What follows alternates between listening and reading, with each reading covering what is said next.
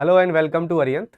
आइए इस वीडियो में लर्न करते हैं मैकेनिज्म ऑफ ब्रीदिंग, जिसमें इंक्लूड होता है inspiration, that is breathing in, and expiration, that is breathing out.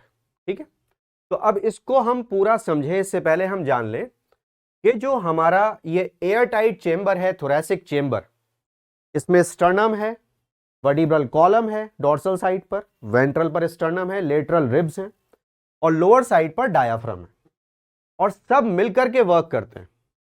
Actually जो एयर का मूवमेंट है वो एटमॉस्फेयर और लंग्स के बीच में होना है।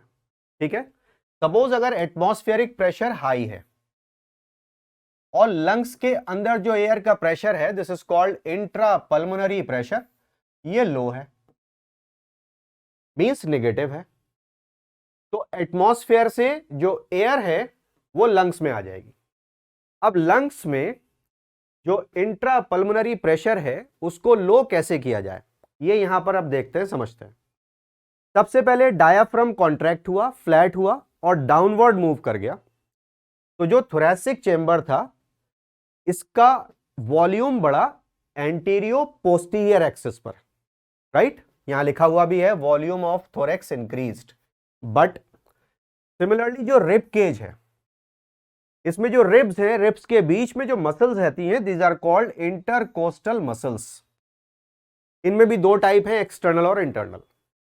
तो जब एक्सटर्नल इंटरकोस्टल मसल्स कॉन्ट्रैक्ट होती हैं, स्टर्नम और ribs they are pulled up, तो ये वेंट्रल साइड, ये dorsal side, dorso ventral axis पर हमारा पूरा ये थोरैसिक चेंबर बड़ा हो जाता है, तो ओवरऑल वॉल्यूम बढ़ जाता है।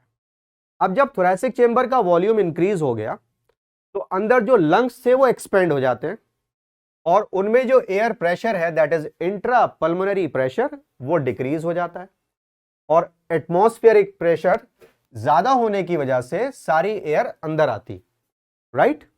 This is the mechanism of inspiration. Now moving on to expiration.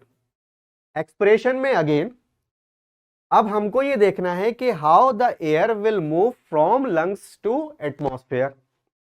यहां पर क्या होना है कि जो लंग्स के अंदर एयर का प्रेशर है, that is intra pulmonary pressure, ये हाई कैसे होगा? Higher than the atmospheric pressure, तभी तो एयर बाहर जाएगी।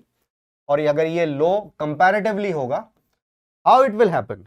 अगर आप किसी एयर से इन्फ्लेटेड बैलून को दबाते हैं, यू प्रेस इट, तो अगर उसकी ओपनिंग बंद है तो वो फट जाता है, इट बर्स्ट। तो यहां पर आप देखिए कि बेसिकली डायाफ्राम अब रिलैक्स हुआ, अपवर्ड मूव हुआ और आग्ड हो गया। इसके आग्ड होने से जो थोरैसिक चेंबर का वॉल्यूम था वो एंटीरियो पोस्टीरियर एक्सिस पर कम हुआ। सिमिलरली जो इंटरकोस्टल मसल्स थी एक्सटर्नल, वो अब रिलैक्स होंगी। तो जब वो रिलैक्स हुई तो हमारा पूरा थोरैसिक चेंबर कंप्रेस हो गया डॉर्सो वेंट्रली, लाइक दिस। तो इसके कंप्रेस होने से लंग्स भी कंप्रेस हो गए और लंग्स में जो एयर प्रेशर था, that is intra pulmonary pressure, वो हाई हो गया और फिर एयर बाहर मूव कर गई। Basically it is expelled from the lungs. तो इस वीडियो की हेल्प से पूरा मैकेनिज्म आप अच्छे से लर्न कर लीजिए। Thank you so much.